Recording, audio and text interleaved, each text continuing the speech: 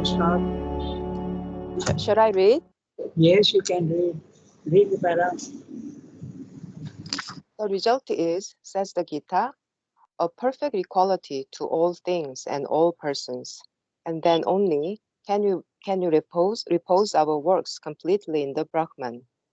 For the Brahman is equal, Saman Brahma, and it is only when we have this perfect equality, Samye Stitam Manaha, seeing with an equal eye the learned and the cultured Brahman, the cow, the elephant, the dog, the outcast, and knowing all as one Brahman, that you can, living in that oneness, see like the Brahman, our works proceeding from the nature, freely without any fear of attachment, sin or bondage. Sin and stain then cannot be, for we have overcome that creation full of desire and its works and reactions which belongs to the ignorance. Tair jitaru sargaha. And living in the supreme and divine nature, there is no longer a fault or defect in our works, for these are created by the inequalities of the ignorance. The equal Brahman is faultless. Nirdosam hi samam Brahma. Beyond the confusion of good and evil, and living in the Brahman, we too rise beyond the good and evil. We act in that purity stainlessly with an equal and single purpose of fulfilling the welfare of all existence. Krishna, Krishna, Kalmasha, Sarva Bhuta Hite Rataha. The Lord in our hearts is, in the ignorance, also the cause of our actions, but through his Maya, through the egoism of our lower nature, which creates the tangled web of our actions and bring back upon our egoism the recoil of their tangled reactions, affecting us inwardly as sin and virtue, affecting us outwardly as suffering and pleasure, evil, evil fortune and good fortune, the great chain of karma. When we are free by knowledge, the Lord, no longer hidden in our hearts, but manifest as our supreme self, takes up our works and uses us as a faultless instrument, nimitta matram, for the helping of the world. Such is the intimate union between knowledge and equality. Knowledge here in the buddhi, knowledge here in the buddhi reflected as equality in the temperament. Above, on a higher plane of consciousness, knowledge as the light of the being, equality as the stuff of the nature. Okay, about a page, one full page. We'll have a look at what he said. So he's saying the result is, says the Gita, a perfect equality to all things and all persons. So what is the result? Result of what? The result of having knowledge. And you get knowledge when you, through persistent effort of yoga, whichever way of yoga, you get the knowledge that you are not the body, mind, life, and you are the self. Okay? Then that what happens is that you get the knowledge. And when you get knowledge, then you become absolutely equal to all things. Knowledge is the greatest purifier. We have already seen that the Gita says that. So the result of having knowledge. And the knowledge comes from liberation. The soul escapes from the prison of body, mind, life and gets knowledge. And knowledge will make you absolutely equal to all things because you start seeing the reality.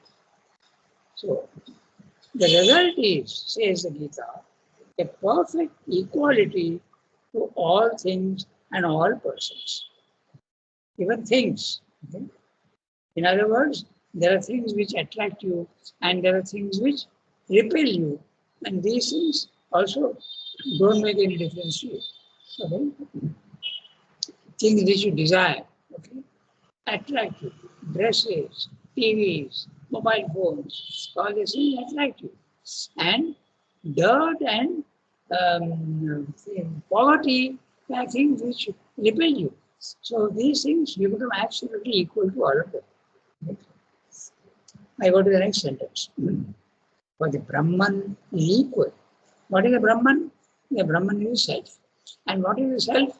The self is the consciousness which is absolutely featureless, infinite, eternal, static, no movement at all.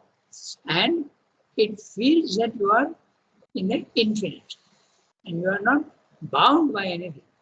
That's it, Brahman. So the Brahman is equal, Samam Brahman. And it is only when we have this perfect equality, Samye Siddham Mana. The word Samye is Samyam, the noun from Sama. So Samyam, equality. And Samye Siddham Mana. Your mind is completely situated in equality. That's what it says.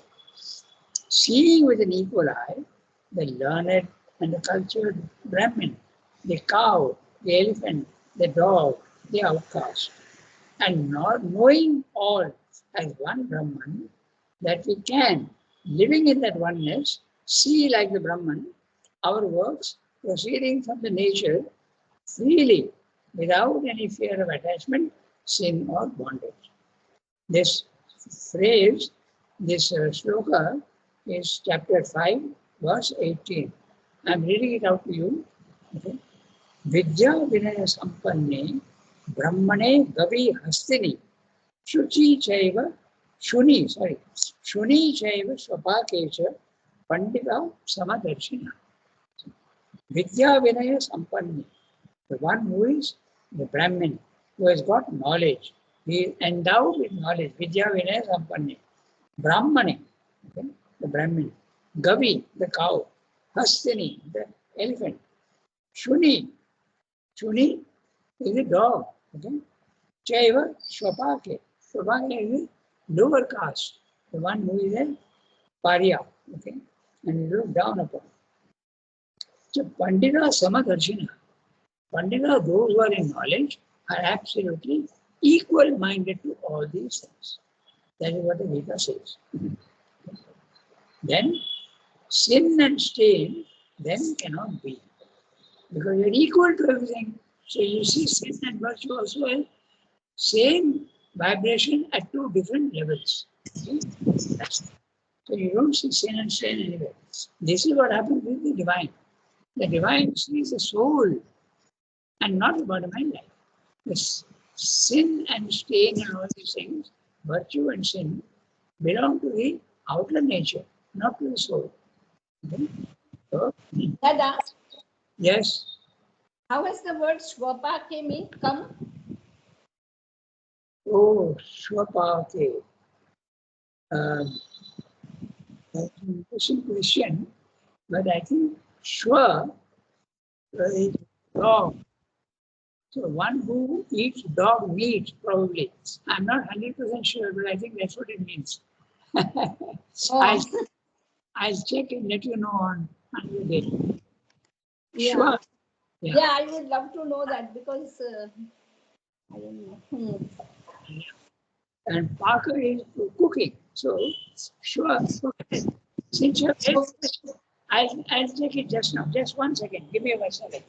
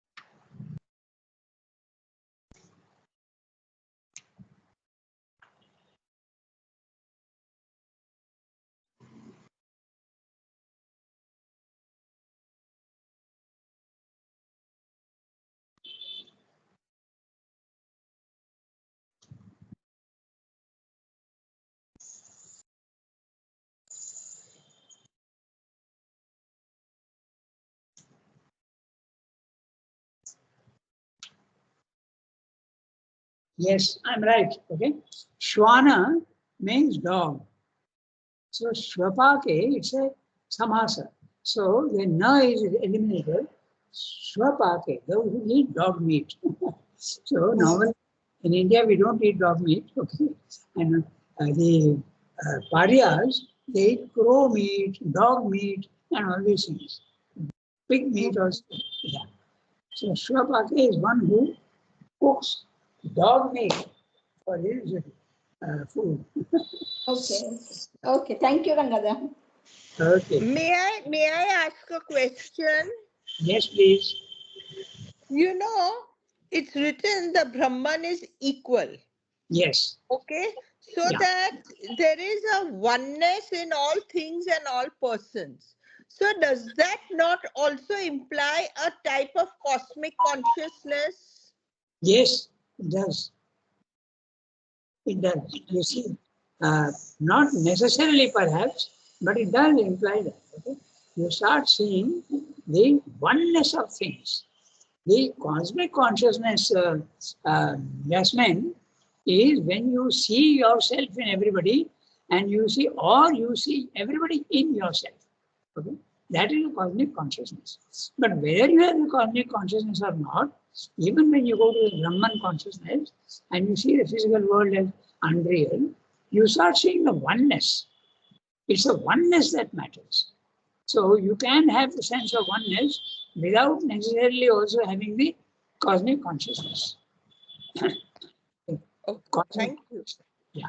Cosmic consciousness is when you see yourself in everybody or you see everybody in yourself. That's a cosmic consciousness. And usually these experiences are exclusive.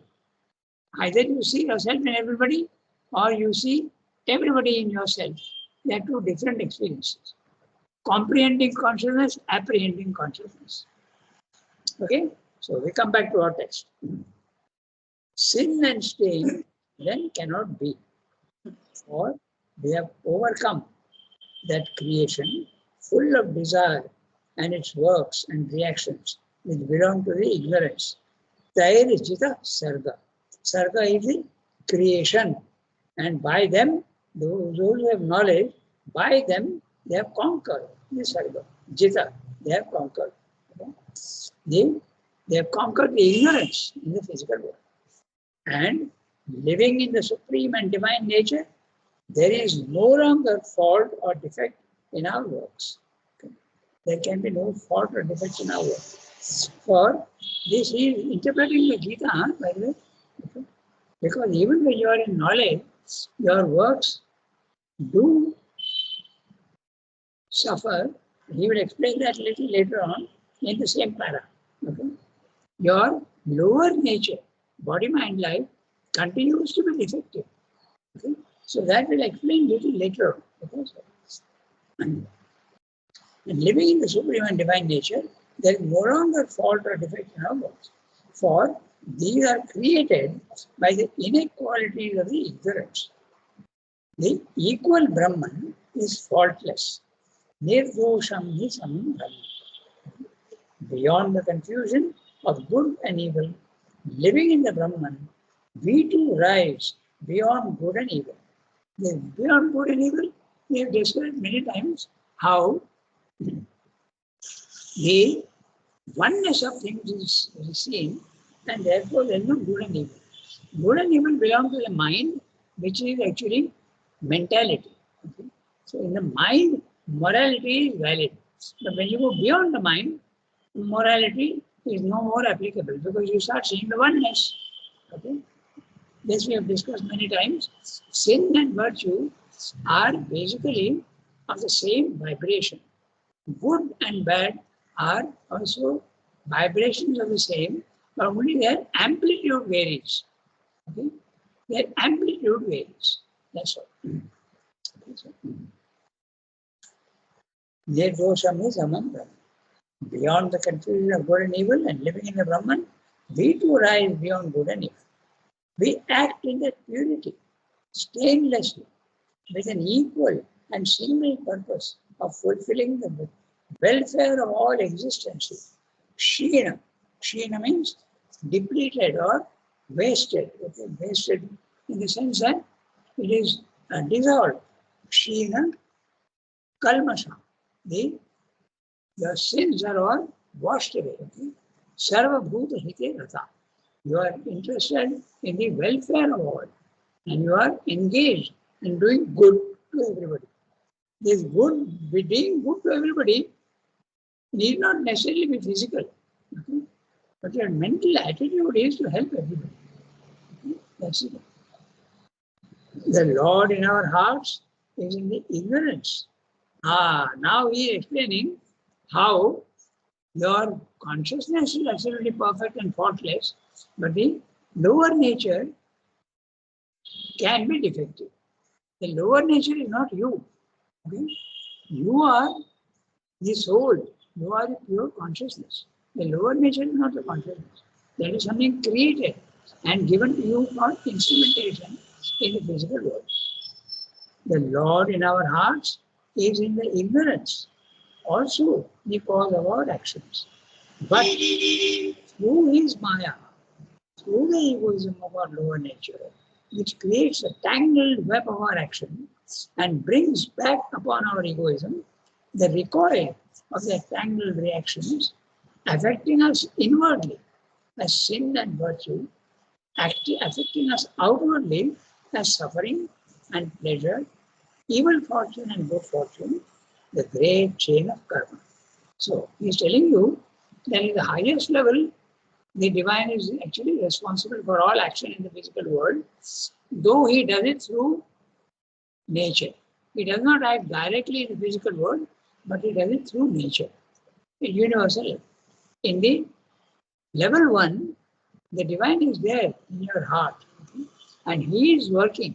It is he who is telling you what to do and what not to do, but there's a problem. His instructions are coming through 3 veils.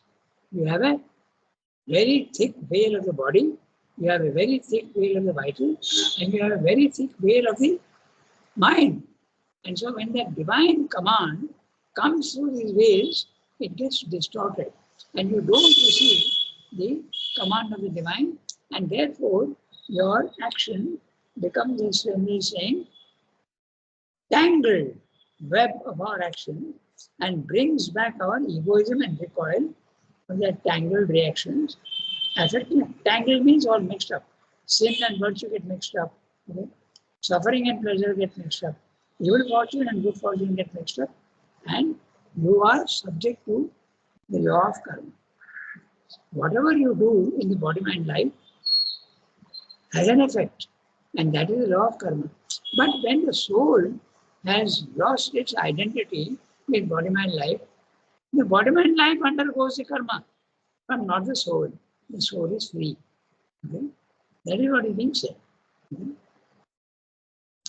When we are freed by knowledge, remember, knowledge comes when the soul is, your consciousness comes out of the body-mind life.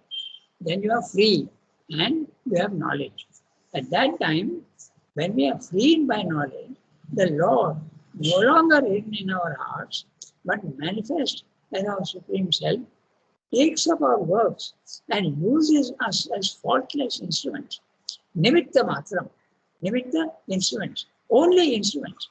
Your body-mind life is not a reality at all. It's only an instrument. Okay? For the helping of the world. So here he is using the word helping of the world. Sarva bhuta hite rata. Okay? Doing good to everybody. Okay? Helping the world. Such is the intimate union between knowledge and equality. So the chapter is equality and knowledge, and now we are explaining how knowledge, when you get knowledge, you become equal to all things. And when you are equal to all things on the contrary, then also you can rise to the knowledge. It's a mutualism. When you practice samatha, ultimately it will give you freedom, and when you get freedom, you will get a knowledge. Knowledge is very clearly spiritual knowledge, not physical knowledge. Huh?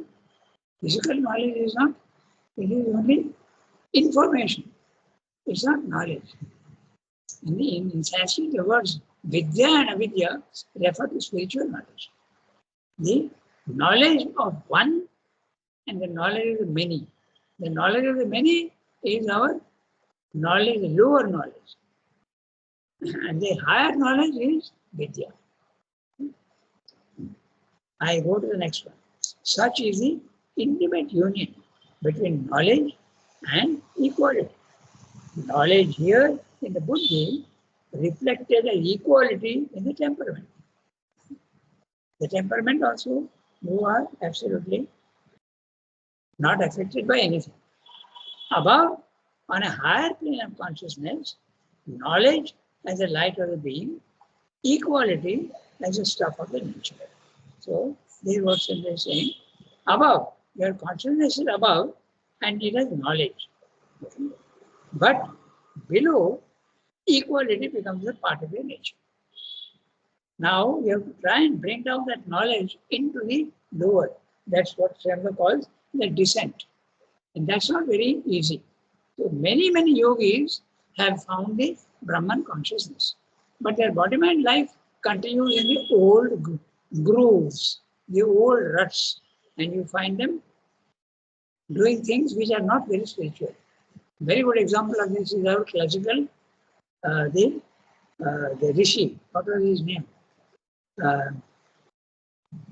He started cursing when dinner is not ready. I forget the name of the Rishi. Durvasa. That's right, Durvasa. So the body-mind life remains imperfect. But so Srila wants to go one more step and say, even that must become divine. Okay? So now we can go to the next paragraph. Always in this sense. Can I ask something? Go ahead. It's written that when we suffer, also our soul suffers. No. Yes, when you are identified with body-mind life. When you are identified with the body-mind life, naturally you suffer. But if you are not identified with your body-mind life, the soul does not suffer. Okay? The suffering is only... That means at the moment, if we are not identified with the body-mind life, that means the poor soul is also suffering for no cause, rhyme or reason. So that is what I meant. When you say you are suffering, it's a soul that is identifying itself with the The soul is not divine to start with. It is divine in essence. And when it comes down and plunges itself into the ignorance of the body-mind life, it forgets what it is. The knowledge is to realize that I am not the body-mind life and I am the soul. I am pure consciousness.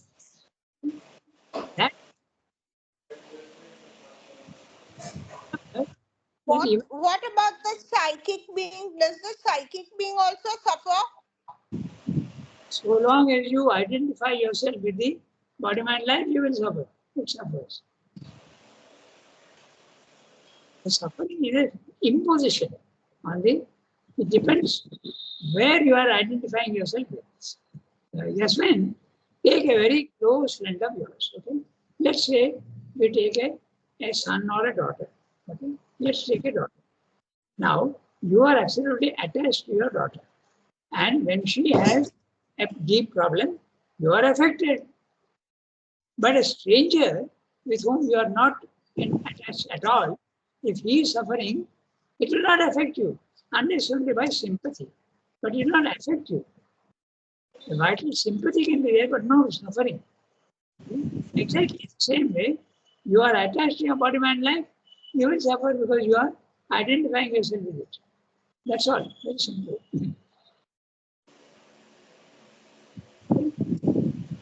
We often make the mistake of thinking that the soul is perfect from the beginning. It is essentially perfect. But it has plunged itself into a place where it is covered up by thick blankets. And the blankets are not allowing it to get the knowledge. And those blankets are what? Body, life, and mind. Rangada, Yeah. may I disturb 1 minute? Where in this paragraph has he mentioned that the soul suffers? Pardon? Where in this Yasmin Oh, asked na, about the suffering of the soul. Is okay. it in this paragraph or generally she asked? No, in this para only we read it and he mentioned it. That it is only when the soul is detached from the body, mind, life, that it does not suffer. And that is why I asked the question. Yeah.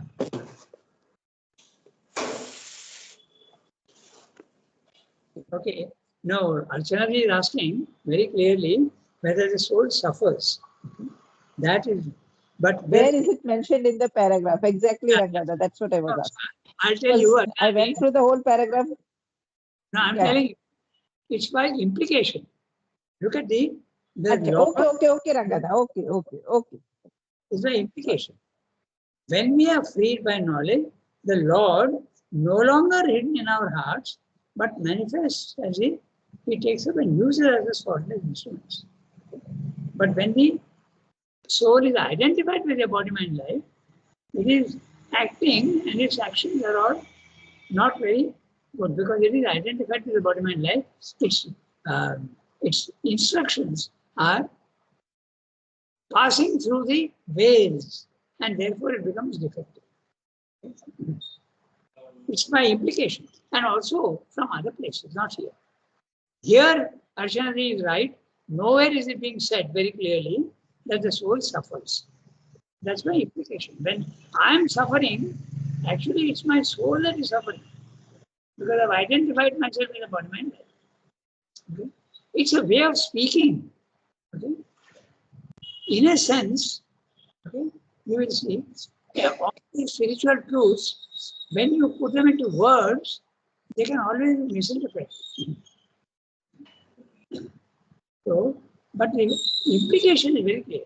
When your soul is not identified with the body mind life, there is no suffering for you in the consciousness. But there is suffering in the body mind life. The body will feel the pain. The greatest proof of that is nothing, even the avatars. Okay? Even the avatars, they have to undergo the result of their karma. Okay? So, result of their karma. Ramakrishna had cancer of the throat. Okay? Sri Aurobindo had uremic poisoning. Okay? Raman Maharshi had cancer in the shoulder. Okay? So they are not bothered at all about it. Okay? It's very interesting. But in Sri Aurobindo's case, something very interesting happened because they are working at the physical level. Okay? They have to change the body mind life. So they cannot remain upstairs and say, let the body mind life at the lower end do whatever they want. Okay? And that's why Mother was working on the body. And she says very clearly that when my consciousness is up in the right attitude, then there is no suffering at all and everything is very clear. Even I can see clearly and hear clearly. But when I am down here, she is working on the body. He could hear her screaming. There is a tremendous pain because what unbelievable work she had undertaken. The change of the body itself. So the avatars also undergo at the lower level the karma. But the soul is free. The soul doesn't suffer. In fact, when Raman Maharshi was asked whether the cancer in the shoulder can be operated with anesthesia, he said, no, you do whatever you want. Okay? But they did use anesthesia. I checked with the Ramanashram because when I was reading one of the commentary by Niruddha, and he thought that it was done without anesthesia. Okay? But I checked with them and they told me that no, it is true that he would not feel, but they did use anesthesia for his shoulder. I think he operated 3 or 4 times. So it is not mentioned very clearly as Arshad said, but that is very clear. Okay? We have to, when we say the soul is suffering, it's a sort of second-hand suffering, in a sense. It's very difficult to express this because you are suffering and you are identified with body mind life. But if you can distance yourself and take yourself out, there will be no suffering for you. Okay? I suggest again that same poem, that self sonnet, which is very, very indicative. So you remember that poem? That will explain the whole phenomenon. He says, I'm free. And when his dinner is not ready, he starts shouting. And then somebody says, how come you're free? He says, I'm free. But the body mind life is shouting. It's a stomach growling. So you have to understand it that way. Okay? So how much time do we have? We have got 9 minutes. So we can read the next one. It's a very small. So Shall I read? you can. Okay, go ahead, read. Always in this sense of a supreme self-knowledge is this word jnana, used in Indian philosophy and yoga. It is the light by which we grow into a true being, not the knowledge by which we increase our information and our intellectual riches. It is not scientific or psychological or philosophic or ethical or aesthetic or worldly and practical knowledge. These two, no doubt, help us to grow, but only in the becoming, not in the being. They enter into the definition of yogic knowledge only when we use them as aids to knowledge to know the supreme, the self, the divine, scientific knowledge, when we can get through the veil of processes and phenomena and we see the one reality behind which explains them all, psychological knowledge, when we use it to know ourselves and to distinguish the lower from the higher, so that this we may renounce, and into that we may grow. Philosophical knowledge, when we turn it as a light upon the essential principles of existence, so as to discover and live in that which is eternal. Ethical knowledge, when by it having distinguished sin from virtue, we put away the one and rise above the other into the pure innocence of the divine nature. Aesthetic knowledge, when we discover by it the beauty of the divine knowledge of the world, when we see through it the way of the Lord and his creatures and use it for the service of the divine in man. Even then, they are only aids.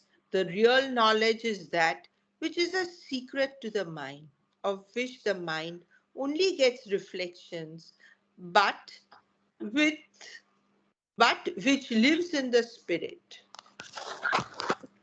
In this para, not a very big one, he said is explaining very clearly what is meant by vidya and avidya, knowledge and ignorance. Knowledge is spiritual knowledge, not worldly knowledge. And worldly knowledge, he has given a list. Okay, whether it be information or intellectual riches or scientific knowledge or psychological knowledge or philosophical knowledge or moral, ethical knowledge or even aesthetic knowledge.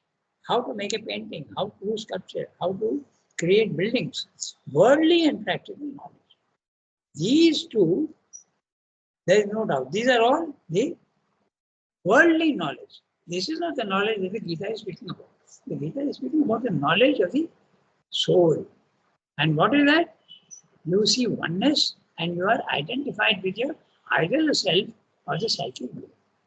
The psychic being, to be absolutely identified with it, will give you devotion, but also it can give you knowledge of some sort. But the real knowledge comes only through the self. When you rise to the self, then knowledge comes. Knowledge need not always come through the psychic being. Okay? The psychic being can give you the right attitude, it can give you the devotion, it can give you intimacy with the divine, but not necessarily knowledge. Knowledge comes only by the self, because you are detaching yourself from the body mind life. That's what said. The whole para is only that. Okay? For about 5 minutes, I'll go through very clear what he's saying.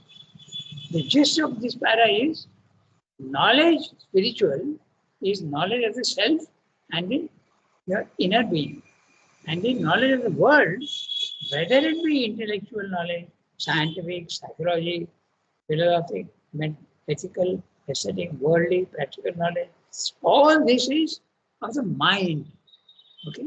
But spiritual knowledge is not of the mind. It's of the above the mind. So that's basically what you say. I'm reading quickly. We can finish this today. Next time we'll start with the next paragraph. Always in this sense of a supreme self-knowledge. Note the word self-knowledge. Knowledge about yourself, not about the world. Is this word jnana used in Indian philosophy and yoga. Vidya and avidya.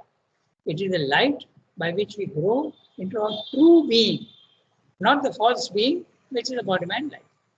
Not the knowledge by which we increase our information. Very interesting word. All your knowledge of the physical world, all you know about the economics, about construction, about engineering, about AI, artificial intelligence, all is only information. It's not knowledge. Okay? It's information. And our even intellectual riches, okay? That also is all avidya. Not scientific or psychological or philosophic or ethical or aesthetic or worldly and practical knowledge. So I'm very, very clear. All this, even psychological knowledge, is not spiritual knowledge. Okay? These two, no doubt, help us to grow, but only in the becoming, not in the being. So, becoming is your body, mind, life, your life in the physical world where you're going on changing. And the being is that which is static and supports you from above, the self. Okay?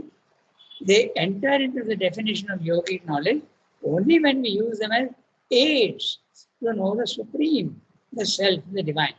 Okay? So, Vidya is when you know the supreme, the self, the divine. Scientific knowledge when you know only things about the physical world. When we can get through the veil of processes and phenomena and see the one reality behind which explains them all. The reality behind which explains them all. Psychological knowledge, when we use it to know ourselves and to distinguish the lower. So all this lower knowledge also can be used for spiritual knowledge. It includes only after you get the higher knowledge, the lower knowledge can be used also for spiritual purposes. That's what I'm pointing out. In the synthesis also, he has discussed this in 2 pages. Okay, so philosophical knowledge can become spiritual knowledge when we turn it as a light upon the essential principles of existence so as to discover and live in that which is eternal. Ethical knowledge also, moral knowledge, can be used for spiritual knowledge. When by it, having distinguished sin from virtue, we put away the one and rise above the other into the pure innocence of the divine nature. Aesthetic knowledge also, it can be used for spiritual knowledge when we discover it by the beauty of the divine. Knowledge of the world, when we see through it the way of the Lord with his creatures and use it for the service of the divine end. So all this lower knowledge remains no lower knowledge until it is used for the divine work, which you can do only when you have the higher knowledge. That's what you pointed out. Even then, they are only aids. The real knowledge is that which is a secret to the mind. The mind does not know it. Of which the mind only gets reflections, but which lives in the spirit. So not in the mind, but you have to live in the spirit to get the real knowledge. So we complete our reading today, and next time we'll take up the Gita in describing how we complete. Okay? All right. So, Gita, au revoir, everybody. Have a nice day. Everyone, everyone.